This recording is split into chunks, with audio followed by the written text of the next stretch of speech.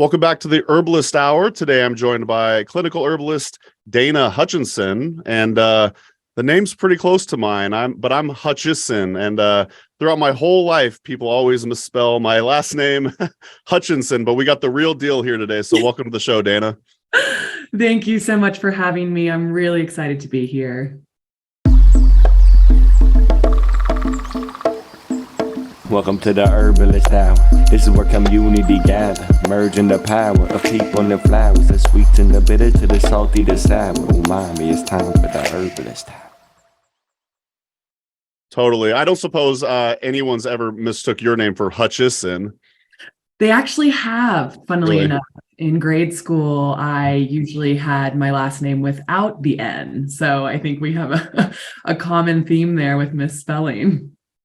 Yeah, one time I was on a phone with someone like paying a bill or something like that, and I said it's Hutchison. There's no extra N. It's just one N. And then we got the bill in the mail later on, and they said Mason Hutchins. So, oh my God, they put the N in the wrong spot. It's pretty funny. But we're here for some herbalism. So speaking of grade school and going back in Dana's childhood or so. What brought you to the wonderful world of herbalism? Ooh, so quite a long story, but I'll keep it short. Sure. For everyone listening here. Well, we have an hour, so. Yeah. So truly, my first real introduction to herbalism was in childhood. My father is Hawaiian Chinese background. So I did get a lot of kind of insight into just natural healing, Chinese medicine modalities, and just ways that we could connect with our natural earth from a young age. But I didn't really come to it in a clinical sense until around, I would say, 2010, when I did start to have my own health degrade, unfortunately. And so my diagnosis was actually lichen sclerosis, which is an autoimmune condition. And that was also happening when my mother was diagnosed with a terminal brain cancer diagnosis. I wasn't taking care of myself, and the list goes on. So lots of trauma going on, unfortunately. But I went to the Western realms for support with this initially, and it did not really help my condition, at least. It made things a lot worse. It wasn't until I actually found a Chinese medicine doctor that really assessed me from a totally different viewpoint than I had ever seen. He looked at my tongue, my nails, my pulse, my skin, read my energy, my meridians, and looked at me and said, things are not good, right? You are sad, your hormones are low, your digestion's not working. And I was shocked, right? I couldn't believe that he could infer this just from really looking at my body signs. And so as my own condition started to improve with Chinese medicine and Qigong and lifestyle changes, nutritional changes, I really became hooked. It was eye-opening. And that really led me to comprehensive education and a big yearn to really offer this to other folks suffering in the same way that I was. Yeah, I feel like that's a lot of herbalism or herbalist stories come from trying to heal ourselves and our family. And it sounds like, so you did have an autoimmune condition, and I know that is now one of your specialties, correct? Yeah. Yes. Yeah. Yes, absolutely. We specialize in all things autoimmune, infertility, and also emotional trauma now. There you go. Yeah, you're just sharing with the world all of your learnings, and now you're an expert. And it looks to me as if you're both a traditional Chinese medicine herbalist, along with, say, a Western botanical background as well. And I'm just kind of curious, which came first? Did you study the traditional Chinese medicine first, or the other way around?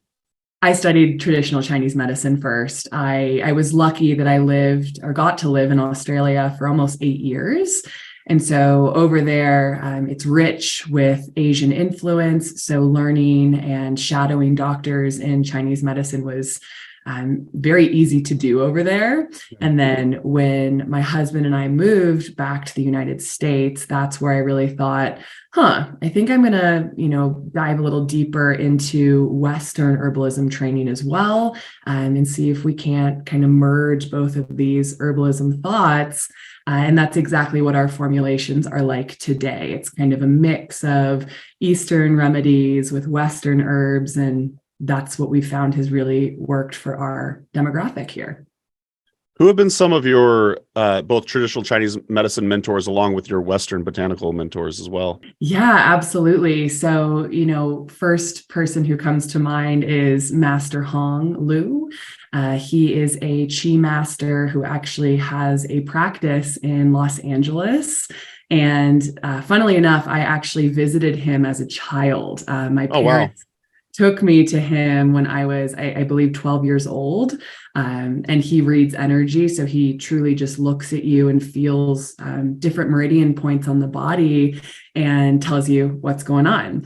And so I actually had the pleasure of going back to him after studying so much of his education and Qigong applications about 4 years ago.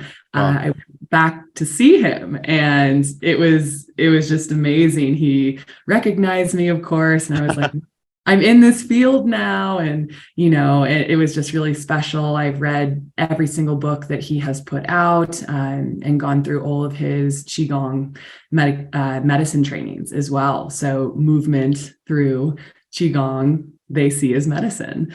So definitely him comes to mind. In the Western realm, Paul Bergner comes to mind. I've studied done his entire 3-term course. He was a teacher of mine when I went through the Colorado School of Clinical Herbalism 3-term program. And we just have a great relationship. He's such a knowledgeable guy, and I just really respect him. So those are two that come to mind right off the bat. I could talk about forever. I don't know how in depth you want to go, but yeah. No, that's perfect. I just like to get a little bit of insight. It's always fun for me. I know Paul fairly well. We actually just visited him in Portland. We actually have an upcoming hour and a half interview with him coming out here somewhat soonish. So he's always just a wealth of knowledge. I want to say he was actually the first herb class I took at a herb conference. I remember it was just it was called Materia Medica. And it was just him talking alphabetically, going through herbs for 3 hours. I was like, oh yeah, I love this guy. So. If you ever want to talk Materia Medica, Paul Bergner, Matthew Wood comes to mind, Lisa Ganora. Those are just some master herbalists with so many years of just working with herbs. So yeah. Yeah. And now Paul has the ability to say how to become a master herbalist in 50 years. So I don't know if you've heard that joke of his before, but I love that one. I haven't actually. Yeah, every decade he changes the title of the class. So now it's how to be a master herbalist in 50 years. But I really love it when herbalists are able to combine those two different methodologies of herbalism. And I remember another one of the first classes I went to when I first started getting into herbs. I want to say it was Corey Pineshane at Tsunami Books in Eugene, Oregon. And he's kind of like a traditional Chinese medicine herbalist. And he also has a Western botanical background as well. And I want to say Todd Caldecott might be another one of those types of people, or I guess maybe he's more Ayurveda. But I'm just kind of curious how you personally, how do you combine the two worlds together? Maybe you could speak to say the formulations, or just how you use it when you see clients and whatnot. Yeah, that's such a great question. I get that a lot, actually. I bet. And it's, I think it's all about trying to do something different as well. When my husband and I moved here, I still was just so immersed in just the viewpoints, the wisdom is a better word, of Eastern medicine, that I knew I wanted that to be the foundation of, what we brought to America. And so I would say that is still the foundation of the practice, is looking at the client's tongue, looking at their nails, their skin, their pulse. I'm also trained in energetic healing. So feeling if there's any sort of meridian blockages that need to be moved or shifted, that's definitely the foundation. Now, in terms of the formulations, I would say that's where it gets into a little bit more of this Western and Eastern combination. I love Western herbs. I think there's a lot in Western herbalism that fills voids in the Eastern herbs. Eastern medicine herbs are, of course, looked at from the theoretical meridian systems, where Western herbs are looked at from the physical organs, right? So it's a little different in that sense. But how I would say I really combine them is my foundational herbs and formulas are usually going to be Eastern medicine. So for instance, if I'm looking at tonifying qi or supporting the blood, I'm looking at calming the spirit. Usually I'm going to put in maybe 4 to 5 Chinese herbs. And then I like to kind of modulate the formula or direct it with Western herbs. There's a lot of really great modulators in Western herbalism that I think do a really good job in terms of bringing in taste and flavor. A lot of Chinese herbs are not the best tasting herbs. They are roots, barks, and berries, and they are bitter. So a good example is kind of like the cholagogues or the alternative herbs in Western medicine are just like that. That's pretty much all of Chinese medicine. So yeah, I would say I really combine that more from a formulation perspective, but also in the Western realm, our clinic does infer lab work, right? We look at that as just another piece. And so that's obviously very Western, right? Looking at liver enzymes, kidney function, blood counts, gene mutation testing. So that's another way where I would say this kind of Western clinical training does kind of facilitate and help us to merge Eastern wisdom into there as well. It's kind of like a West and East approach, I guess. I love that. And I'm curious, is your husband involved in the clinic at all? Is he into herbalism stuff too? He's actually not. No, okay. He's a woodworker. So he has his awesome furniture building company here in Denver, Colorado. So how did you all settle on Denver to relocate? Yeah, so I originally grew up in California. I was like the beach surfer girl. And when I actually moved to Australia, I found that people didn't really surf as much as I thought that they would. And so given that, my husband actually wasn't a surfer, which I was surprised by. That was kind of who I would always thought I would have kind of ended up with. And he was a skier. So I loved skiing as well.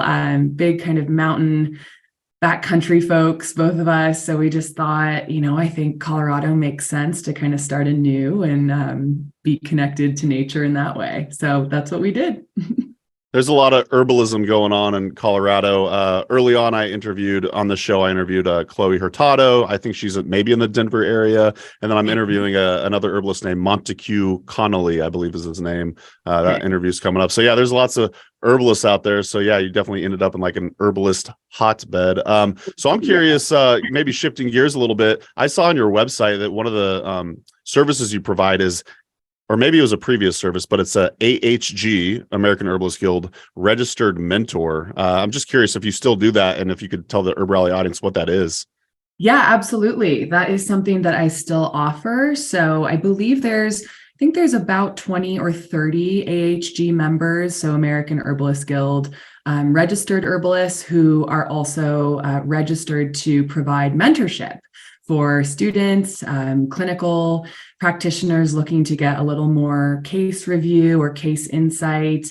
It really ranges from beginner herbalists to advanced practitioners looking for different insight in terms of their cases.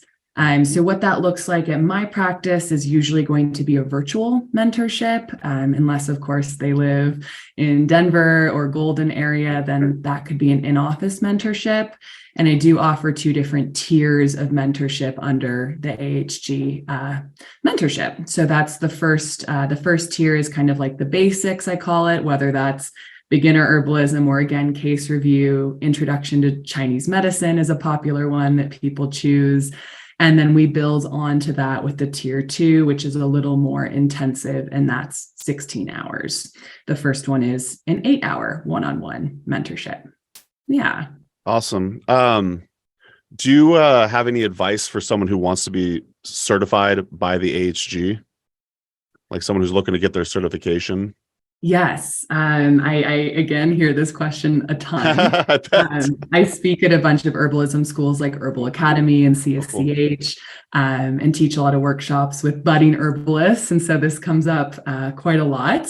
And what I would say is I love being involved at the AHG. I'm an active member. I try and speak at their conferences and symposiums. But I would say that it is quite an extensive application. And a lot of people don't know that before they go through with that process. And that they really have to have a lot of clinical experience. That is another thing I don't know if it's too publicized to go down that route, is just how much client consultation one has to actually submit before they can submit that for the board review. And the other thing I would say is that it's just one certification. I think a lot of people really have their heart set on that certification, and that's fantastic. I did myself, so I understand that. But I do always tell folks, hey, it's just one extra thing. There's so many great clinical herbalists that maybe don't have that certification, and they're still offering wonderful support for people. So that would kind of be my advice, is if you want to go down that route, buckle up for at least 2+ years of full-time client consultations before you submit your application. Maybe try and shadow with an AHG mentor. And then otherwise, if that's not for you, that's totally okay, right? It's just another kind of piece of education there, I would say. I love that advice. Setting expectations. If you know it's going to be quite the process, that makes it probably a lot more digestible. Then you can break it down into steps. You can work out a goal, and then you could kind of move forward with it. So I'm not certified AHG. I'm not a registered herbalist. I'm barely even an herbalist. I just have a podcast. So I'm here to interview the actual experts. But and I agree, like, you don't have to be a registered herbalist to call yourself an herbalist, but kind of along those lines, like the pros, what are some benefits of being an AHG certified herbalist or registered herbalist? That's a great question, and how I would like to answer that is really, for me, it made sense because my first clinic that I had in the United States, I was working with 9 different medical practitioners. I was working with an ND, a licensed acupuncturist, an MD, a chiropractor, all these people that cross referred. So to me, I wanted to achieve the highest possible standard within my career to reflect my clinical expertise. So for me, it made sense, right? That was always my goal when I moved here. I was like, oh, this is, kind of what solidifies me in my lens, of course, as top of my field, right? And that's always ongoing. I want people to know that it's not like you just get this and then you're done, right? But so I think in terms of reference from other practitioners, that's a really big benefit, right? Is that you're part of the 300 to 400 herbalists in the United States that have achieved a certain educational criteria that does gift you kind of this, registered criteria. So that I think is a benefit. A lot of my clients do actually ask if I am registered. I think that's because of how clinical my practice does come off. I've been called an armchair herbalist in the past when I moved here, just because that's really where my heart lies. So I think that really reflects the AHG cert as well. Other things that are really good benefits is you get great deals on all education. I think that's something that's not really talked about enough. For instance, I'll get quite a few emails a week or a month saying, hey, AHG members, here's just free education with fantastic herbalists talking about really high level clinical analysis. And so I will just kind of pop onto these and say, wow, try to gain something from a different person, different perspective. So that's really awesome. The other thing is, after you're an AHG member, a registered member for 5 years, you can then apply to become part of the board. So you can then start to maybe review other people's applications, have a more active membership in terms of the AHG education they put out and all of those types of things, which again, I think just helps to solidify your place in the herbal community in that lens. So those are a couple of benefits. There's so many more, like free conferences, free events, there's some free case review options. So it's definitely worth it if that's the kind of herbalist that anyone listening is looking to be. Yeah, that sounds like a lot of great benefits. Earlier you said something about armchair herbalist, and I was wondering, I'm perhaps naive, but that almost sounds like derogatory. Is that like an insult, or what did you mean by that?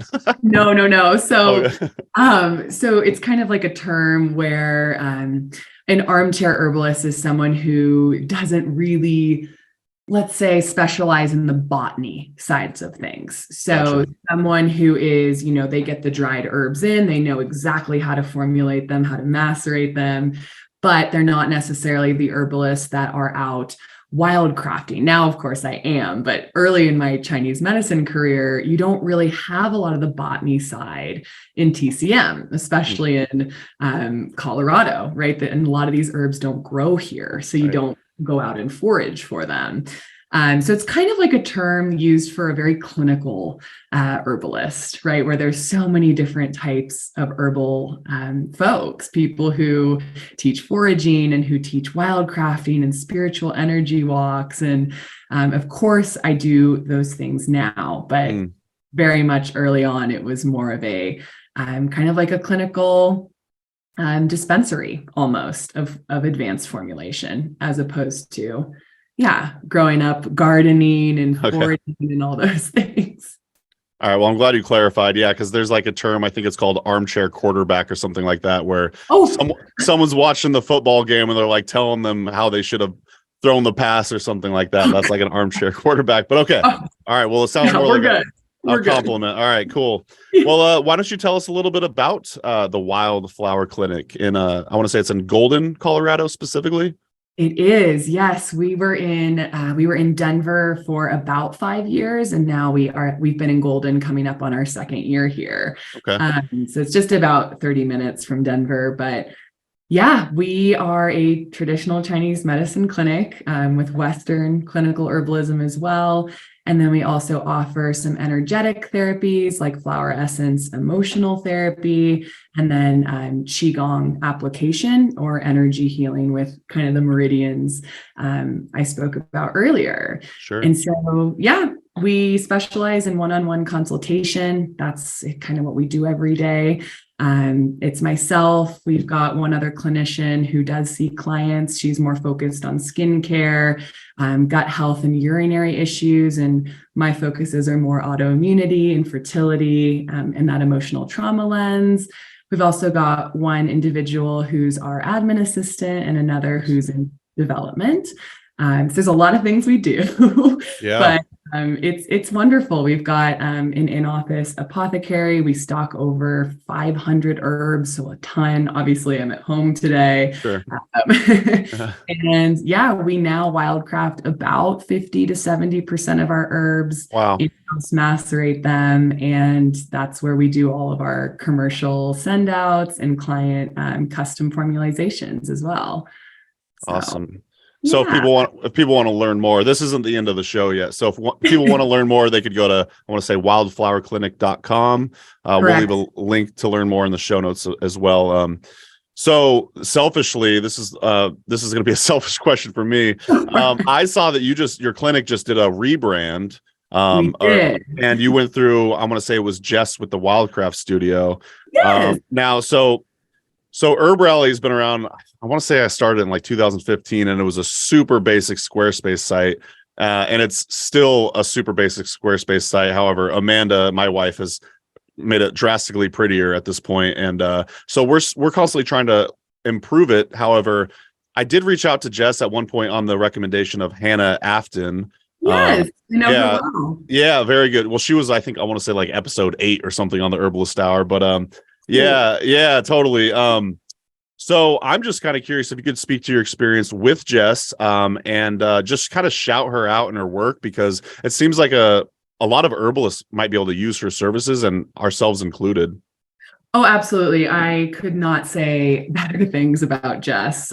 She is incredibly talented. She's a friend now, of course, going through almost a 9-month rebrand that we did for the Wildflower Clinic. And she really took the reins on everything. She was our creative manager. She did all things digital. And really, I think the biggest thing was solidifying the new vision that we had.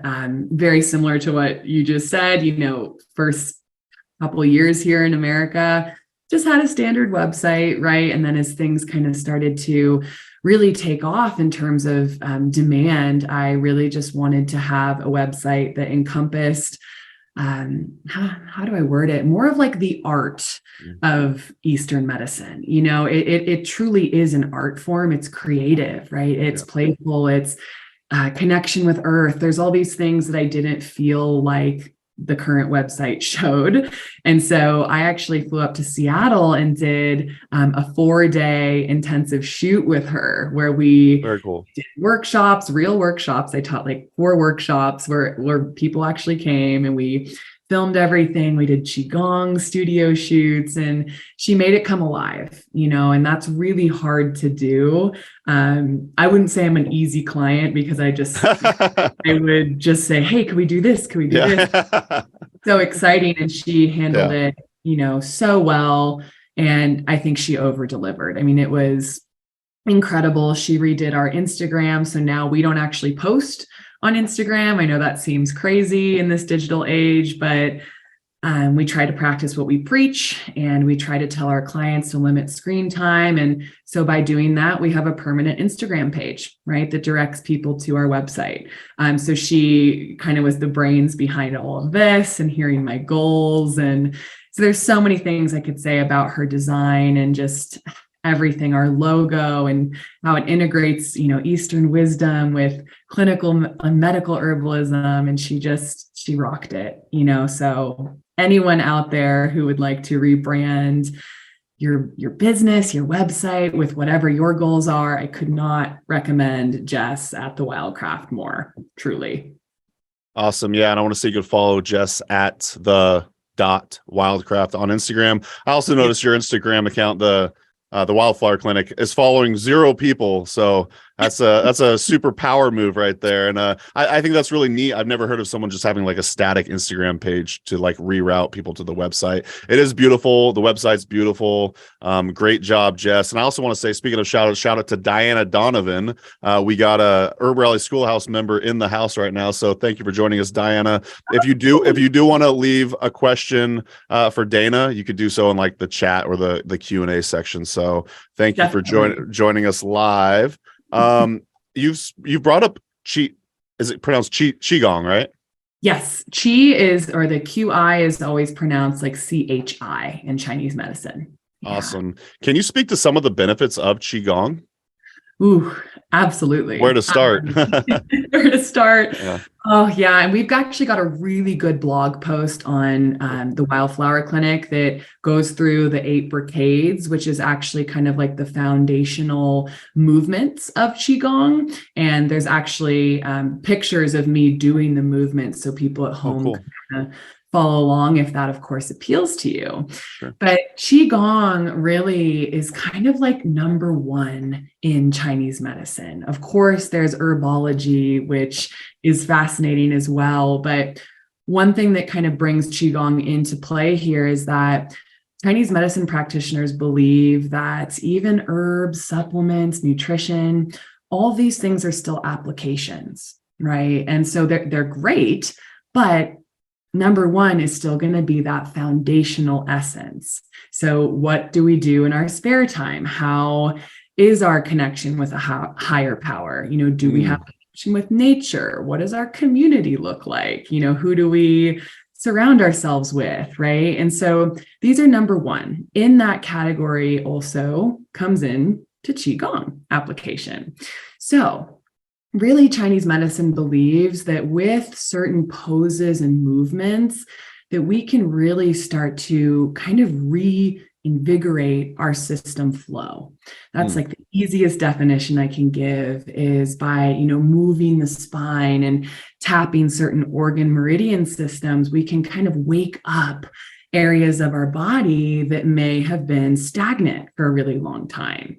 A great example is the throat chakra, right? People who have gone through emotional trauma, which, secrets out, probably most people in one way or another, usually can have a throat chakra block, meaning you can kind of think about it as energy moving in kind of like a circular motion, as opposed to moving up and down.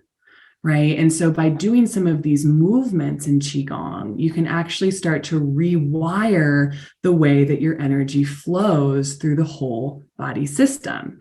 And so what can that bring to the body? Well, less inflammation, clearer thinking, happiness, sense of motivation, clarity. So many things can come from just really kind of getting some of this stuck energy away from our body, even externally and internally. So that's a little snippet of what Qigong really, really seeks to do. That's amazing. So when I'm editing this, I'm going to try to remember to include the link to that exact blog post in the show notes. So yeah, people could delve further into it. And hopefully this doesn't sound disrespectful to the tradition of Qigong, but I'm kind of picturing myself. I'm a basketball player. I actually recently tore my meniscus, so that was a bummer, but I still like going on the court, and I'll practice various movements and moves a lot slower than I usually do. And it really does feel invigorating to me. I do know a few people that do Qigong. And yeah, it looks kind of like a dance to me in a way. And I definitely want to explore it a little bit more. And perhaps that could be something I could get into, especially now that I'm trying to rehab this knee of mine. But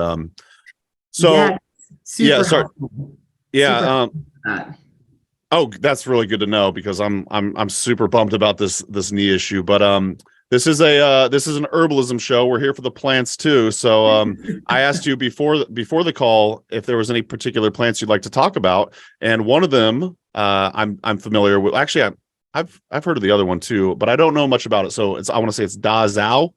Da Zhao, yes. Okay, sweet. So the Jujube date. So would you teach the HerbRally audience a bit about the Jujube date?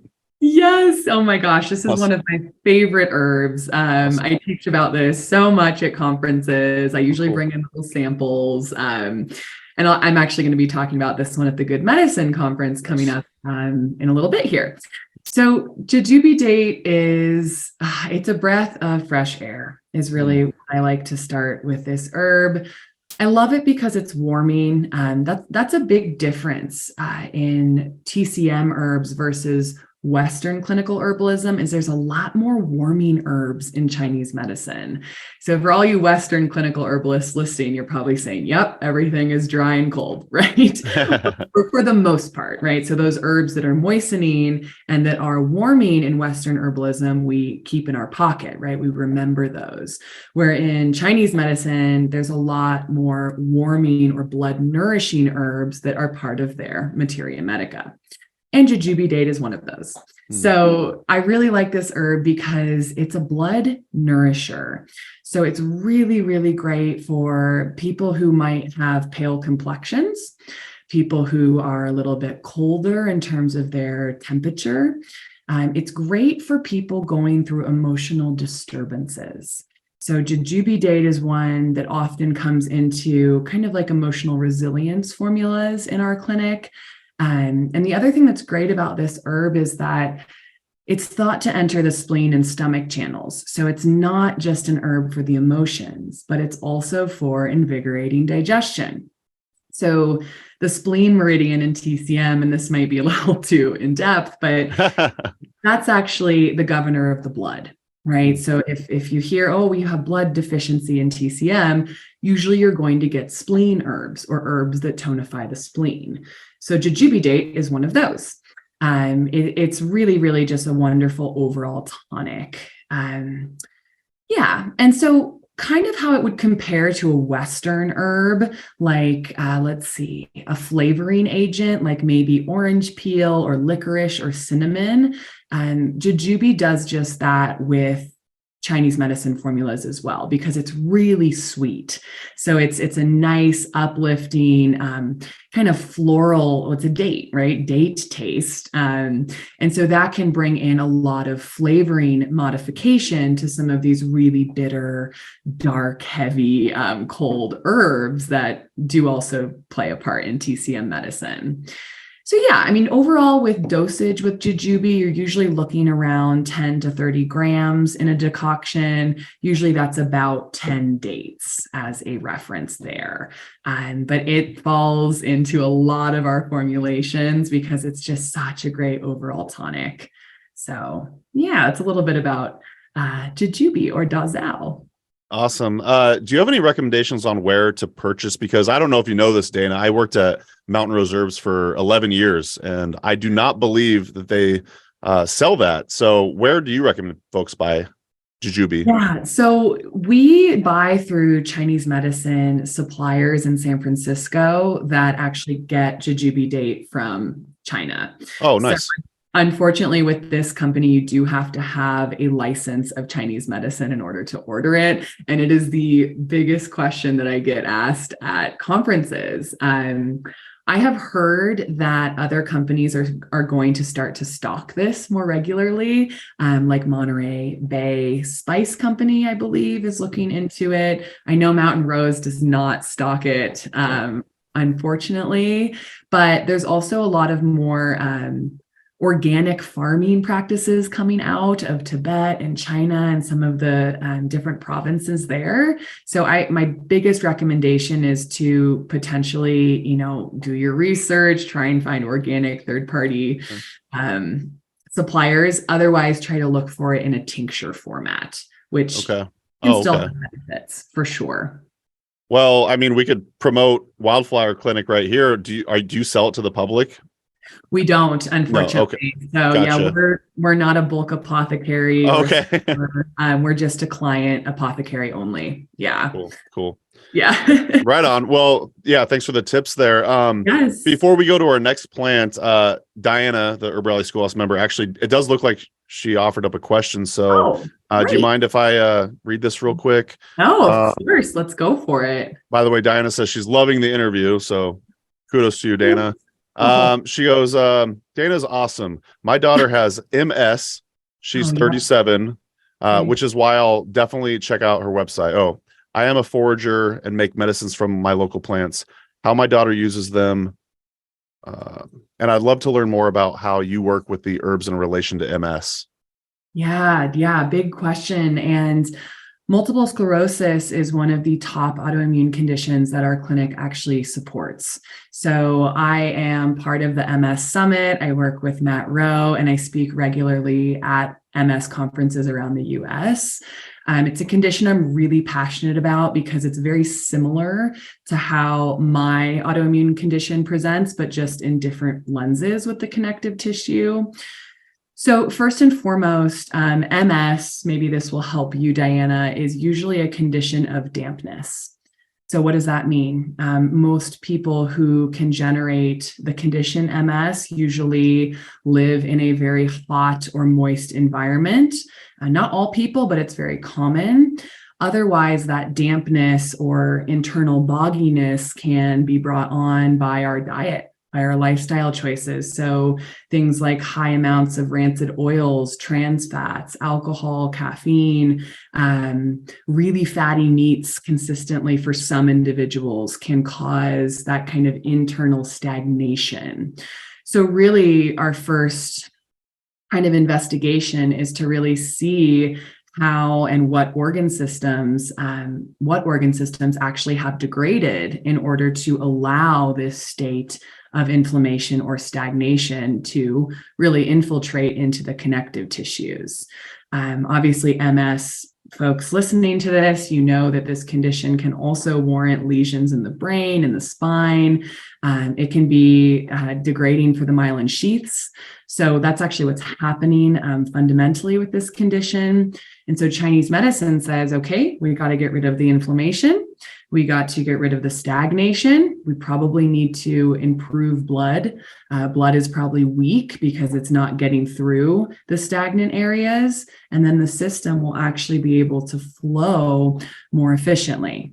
So those are some ways that we kind of investigate into MS. And in terms of herbs, that's going to be obviously case by case basis, but just a general tip is probably looking at things like inflammatory support, right? Potentially thinking about some of these chemopreventive supplements or things that are really high in bioflavonoids and antioxidants like resveratrol, curcumin or turmeric comes to mind. CoQ10 might be applicable. So some of these things that are going to provide some of these antioxidant precursors so that your daughter's system can actually start to send signals appropriately and hopefully get inflammation down. So yeah, that was probably a lot, but I hope that helps you, Diana.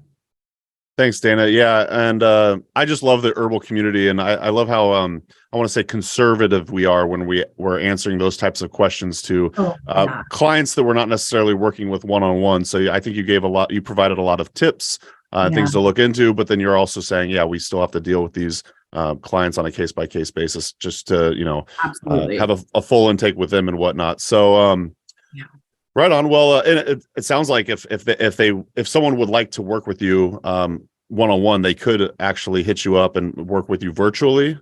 Absolutely. Yeah. So I would say our practice is now almost 60 to 70% virtual. So we do work with folks all over the United States, internationally as well. Otherwise, we do have clients fly in for in-office treatments. If that's an option as well, but that's all just under our services tab, one-on-one consultations, and you'll see myself and our other clinician who I oversee as options for booking. Yeah. Righteous. Yeah. Sweet. Well, thanks again. And actually, so I'm drinking reishi, astragalus. I want to say I threw an eleuthero and nettle root in there, and I was like, I'm speaking with Dana today. So so. We're not going to be talking about any of those herbs, but you also mentioned you might want to talk about Dan Shen, aka Chinese red sage. So why don't you teach us about that? Sure, I would love to. Yes, so Dan Shen is another one of my favorites, which is why I just light up when I talk about some of these. I actually wanted to talk about this one because it pairs very well with Jujube date. So these two are really a classic pair in our clinic for emotional disturbance. So I've said it before, except Dan Shen actually does so in a different way. This is a quote clear heat herb, or an herb that's actually going to bring down body temperature. So a good way of thinking of this is maybe someone who tends towards irritability, right? Someone who tends towards lashing out, anger, kind of some of these emotions that can also tie to an emotional event. So Dan Shen helps to just bring things down and move it through the body. Dan Shen, it actually goes through our heart and liver channels as opposed to Jujube, which was our spleen and stomach, for those of you who are remembering here. And Dan Shen is an invigorator. So Jujube is a nourisher. It's a little more gentle. Anytime you see an herb that invigorates the blood, it's going to be a lot stronger. So other things we can think about that might be applicable with Dan Shen are folks who might have a menstrual cycle, who may have cysts, fibroids, endometriomas, any sort of stagnant stasis is a really good way of thinking about this. Blood stasis, right? Folks who might have menstrual blood that has clotting in it, that might indicate that Dan Shen could actually go in there, invigorate the blood, and help things to flow a little more effectively. Okay, so that's not really what Jujube does. Jujube is a little more tonification, gentle, warming. Dan Shen in that lens is going to be a little stronger in terms of its invigorating properties. So I also like Dan Shen combined with Jujube for insomnia that's related to emotional disturbance, right? So maybe you guys listening are saying, oh, by the end of the day, I'm just exhausted. My mind is going through a million different things about work and whatever else. And that is what I think causes me to not sleep well. You might be a great candidate for a Dan Shen Jujube combination. I see that a lot. We use that a lot. And then you're also going to have more of a neutral formula because, as we remember, Dan Shen is a little cooling. Jujube is a little warming, right? So kind of that neutrality that we're looking for. Dan Shen in a decoction sense is going to be a little bit less. So you're looking at around 6 to 15 grams. So that's a little bit about Dan Shen. Other things that it's combined with can also be things like lotus seeds in that emotional sense. Albizia, julibrissin comes to mind, mimosa bark, hypericum, St. John's wort, asparagus, racemosa. So some of these. Shoutout. There you go. Yeah, I still got it. Shen spirit herbs that just helps tonify the central nervous system. All comes into mind with great combination for Dan Shen. Yeah. Love that. If I'm remembering correctly, was shoutout or asparagus root, was that the one where it makes you fly in your dreams? Have you heard that one before? My first instinct was to say yes, but I'm not 100% sure. So I could be misremembering. TCM was one of like my gateways into herbalism. Like I really adored it when I first got into it. But and if I'm remembering correctly, I didn't look this up. Is red sage Salvia militariza? Did I get that right? Yeah. Yes. Okay. There you go. I love that. You got it. That's about all I remember. But so I also said, if we have time for it, I would love to talk about Foti a bit. And I was hoping you could talk about it because, going back to my early herbalism days, I remember going to the Red Barn in Eugene, Oregon, and picking up. They called it, I want to say, Hoshu Wu, which I think is just a different name for it, which I think stood for Mr. Ho's black hair. But for whatever reason, that one was really appealing to me and my good friend Ryan. And so we would make decoctions out of it all the time. And so I just want to take a trip down memory lane and maybe get inspired to pick some more up. And maybe you could teach us a little bit about Foti. Absolutely. Yes. And this is, how do I want to word this? This is kind of like the buzzword of TCM at the moment, I would say. It's very similar to how I think ashwagandha took a really big, increase in that Ayurvedic lens. This is very similar. 5 years ago, I don't think anyone was talking about Foti, right? Wow. And now more and more people are. And I think one of the biggest things we see our clients research this for is for anti-aging properties, right? So you hear a lot about how this herb is renowned for taking away gray hair, right? And it has many names, as you've mentioned, Hishawu, Polygonum multiflorum, Foti, black-haired Mr. Han. I mean, there's so many. When you look at Chinese materia medica, it just makes me laugh sometimes. But this herb really is a nourisher as well. So it nourishes our yin organs, so our heart, lungs, spleen, liver, and kidney. It's great for blood deficiency. And this herb really and solely enters our liver and kidney channels. So in TCM, these are very important channels.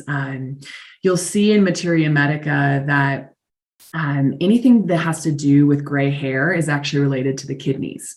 So of course, an herb that supports kidney channels is going to support our gray hair, right? And another thing you'll see a lot about Foti is it's really well indicated for blurred vision, right? Or the eyes, if we have any floaters. And if Diana is still here, peripheral neuropathy, right? Or optical neuropathy with MS, where you get blindness or floaters. That can also be an herb that can support those things as a side symptom. But when you break it down, the liver controls the eyes, right? So TCM makes so much sense to me because, you look at the symptom and you say, oh, blurred vision. Well, yes, an herb that enters the liver channel would help with that because liver controls eyes. So that's a big kind of just learning moment with TCM. But what I use this for is life force. So overall chi, overall vital force is really what chi is. It's also really well indicated for lack of libido, lack of sex drive, sexual essence, self-confidence around sexual essence. And that's because Foti actually supports something called the Jing. So that's Jing. And that's really your essence, your congenital essence that combines with your acquired essence to kind of create you, right? And so this is something that we get at birth. That's what we get from our maternal and paternal parents. And then all of our lifestyle choices that we choose is our acquired essence. And all of that is stored in the kidney. So this is kind of like an overall anti-aging, anti-inflammatory chi tonic that helps to invigorate most of the body. So call it a panacea, call it something that maybe everyone could definitely benefit from, but it's a wonderful herb to add to a decoction, maybe mixing with maybe bai shao or peony root comes to mind. Dan Shen even comes to mind. What are some other ones that might work well with that? Blueparum, fu ling, some of these more tonification herbs in Chinese medicine. And yeah, it's really an overall life tonic, right? The theories and the research is correct on this one, in my opinion. So yeah, I think Awesome. that gives you a little bit about Foti here. I'm going to run to the store after this interview and go pick some up. And yeah, it's great. It's great. I love hearing that it's having like a comeback or it's becoming popular. I don't know if that's a good thing or not, but it sounds like it's I don't want to say food-like, but it sounds like you could take it regularly and use it as like a general health tonic. So there's no like safety concerns that you're kind of worried about or anything, or not really, of course, case by case, as we always say, of course. Not in pregnancy or lactation, or if you're on, any medications, we'll just say for the sake of the podcast. But yes, overall, it's incredibly safe in the right dosage. Usually you're looking around a 10-gram dosage of Foti combined with other herbs. So it's wonderful to give a try. Yeah, absolutely. Awesome. And Diana is still around. And so going back to your MS question, Diana said, brilliant. Yes, that all makes sense. Thank you so much. And then in regards to the last thing you were talking about, she said, yes, she has several lesions on her optic nerve. So. Yeah, absolutely. And that's really common in MS, is that it can affect connective tissue, as of course everyone knows with that condition, but it also can kind of follow these myelin sheath lines that can lead it to our eyes. And so again, Diana, if you're listening, I'm assuming you are, thinking about the liver, right? Eyes is liver in TCM, at least from this school of thought that we're working with today. And thinking about, with your daughter, what excess hormones does the liver have to digest and excrete, right? Maybe your daughter was on birth control for a long period of time. Maybe there's some other things that play there where the liver has become overwhelmed, right? And really gentle supplements for the liver come to mind, kind of like milk thistle, additional vitamin C, additional vitamin D, your magnesiums, your trace minerals, getting adequate amounts of essential fatty acids, right? Chia, flax, olives, if those appeal to you, of course. So just thinking about ways to support, one of the powerhouse organs, the liver, can also show great improvement in terms of our eyes and their function, including the optic nerve as well. Awesome. Right on. Well, before we get out of here, there's a few get to know Dana questions. Along with, I also want to shout out the Good Medicine Confluence as well. I know you're teaching there. I want to say you mentioned that earlier, but so you're teaching there. I'm just kind of curious, like, what are you looking forward to about the event? Yeah, so, this one is cool because I think it's going to be a little more intimate. It's closer to Denver. It's kind of near Colorado Springs on a beautiful mountain retreat. So I think the setting is going to be quite different than kind of like the classroom setting that they have had in Durango for a very long time. Even though that's amazing, I think this is just going to be a little more intimate and special. And I'm actually staying on site in a teepee with one of my employees. And so I think it's going to be really fun. And it just looks like, again, there's a great lineup. There's so much to learn from some of these people going. And I think I'm most excited for my new classes too. I'm teaching about the autoimmune epidemic, which is kind of building upon what we're talking about here, and looking at systemic deficiencies as a potential main cause for that.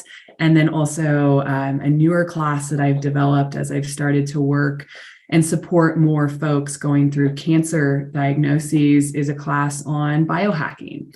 So this is a buzzword, right? Everyone wants to biohack. And so how do you actually do it, right? What does that look like? What are some nutritional considerations, lifestyle changes, and again, really high antioxidant rich protocols that people can implement to hopefully enhance their cell function.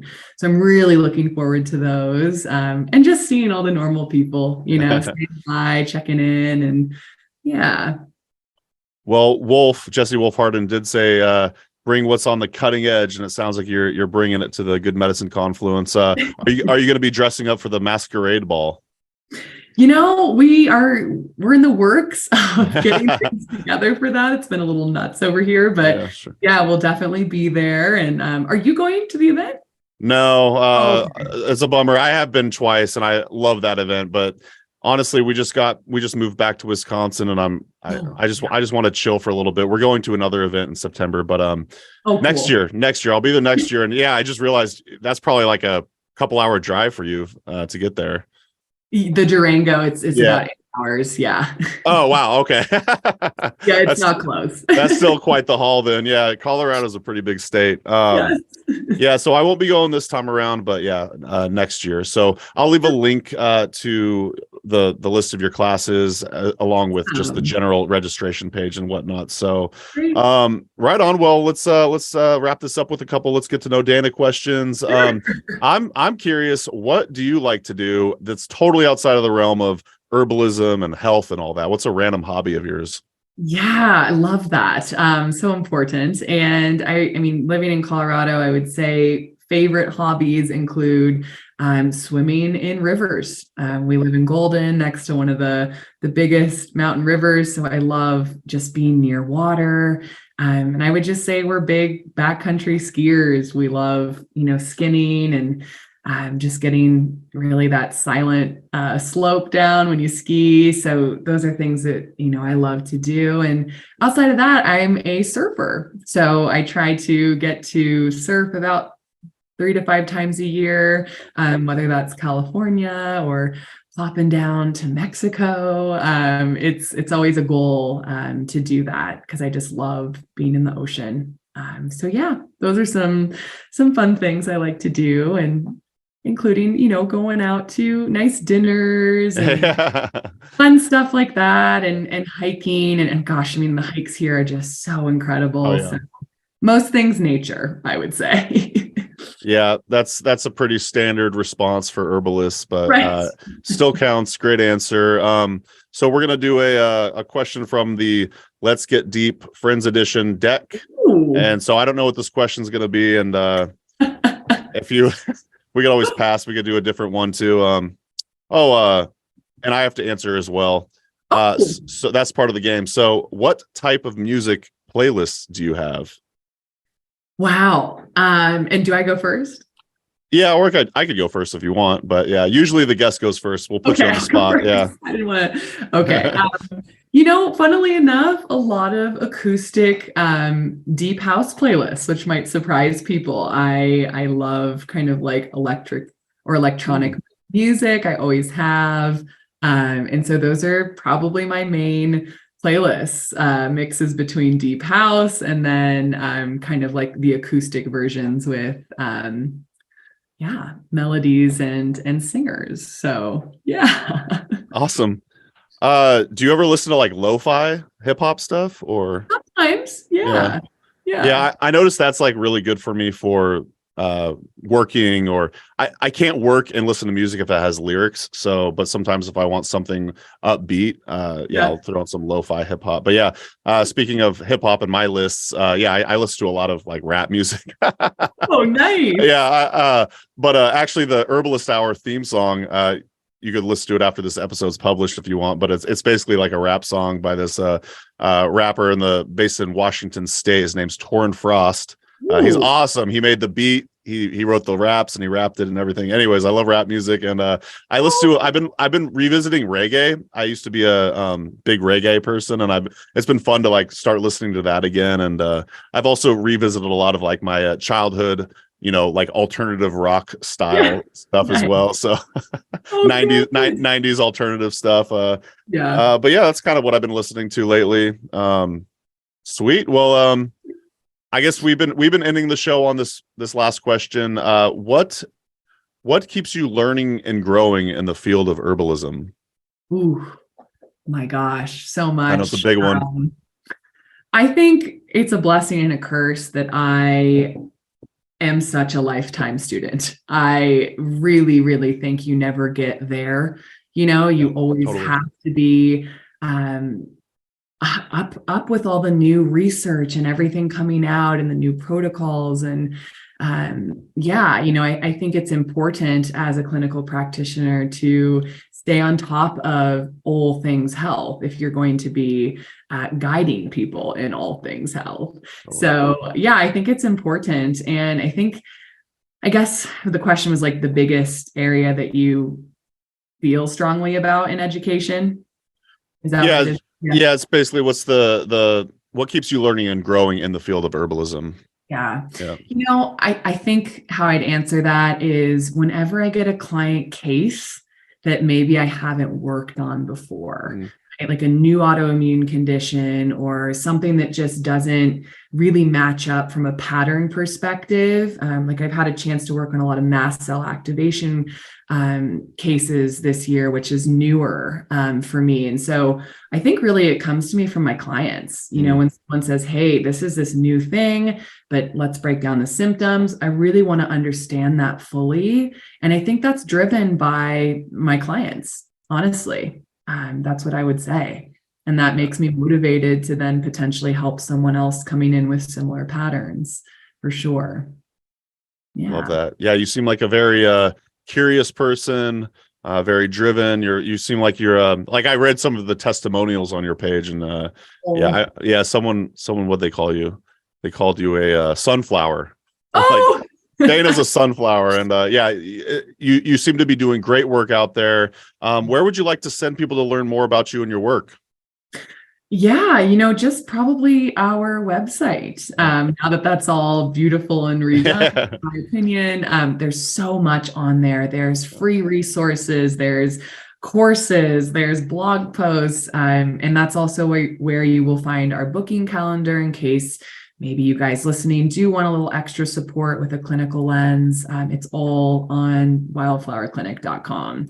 As I said, we're not really on Instagram, but if you want to, follow us there, we will post things from classes and events, but we're not doing informational videos on there. So the website has it all, honestly, and that has links to all different blogs and articles that I've written and case studies. So there's a ton you can learn about myself and the whole practice there. Yeah. Awesome. And again, that's wildflowerclinic.com. I'm not sure if I was on your newsletter email list or not, but I did just sign up again today if I wasn't. So do you come out with newsletters fairly frequently, or? Yeah, we do. We try to send about 2 a quarter, which is just kind of like updates, new articles that have been written, theories and fun stuff like that, promotions on our commercial tincture line. So yeah, definitely sign up, and that will prompt you to sign up when you go to our website as well. So awesome. Well, and again, shout out and thanks to Diana for joining us. That was really great to have a member in, and thanks so much, Dana. That was a lot of fun getting to know you. I'm not sure if we've ever had a conversation or not before, but it was nice to learn more about you and your practice and everything. And hope you have a blast at the Good Medicine Confluence. Any final thoughts or anything? No, I'm just so happy to be on this wonderful show, and you guys are doing such great stuff. And, it's just an honor to be here and help support the herbal community. I really, really do mean it. It's very important to me. So yeah, that's my parting words, I guess. Cool. Well, thank you so much again. And we'll see y'all in the next episode of the Herbalist Hour. You take care. See ya. Bye-bye. Hey everyone, this is Mason with HerbRally. Thanks so much for watching today's video. If you liked it, please give it a thumbs up and also go ahead and subscribe. We come out with new herbal content each and every week. If you didn't know, HerbRally also lists herbalism events. We list herbalism events chronologically. We list them also by state. So you could just go ahead and search by Oregon or Wisconsin or wherever you live. You can find out what herbalism events are happening in your neck of the woods. We also list herbalism events, virtual herbal events. So if you can't make it to an in-person conference or plant walk, we list lots of virtual events as well. To find out more, you could go to herbrally.com/events or herbrally.com/virtual. But if you can help it, I would highly recommend trying to go to an herbalism conference. Those are some of the best learning experiences I've ever had, and that's where you can find different herbal teachers, and then maybe you could perhaps take their apprenticeship. But yeah, just do what you can. Get out there and learn about the herbs, like yarrow, dandelion, corn, all the above, like all the medicinal herbs. And we'll see you out there. Hope to see you at an herb conference. All right, bye.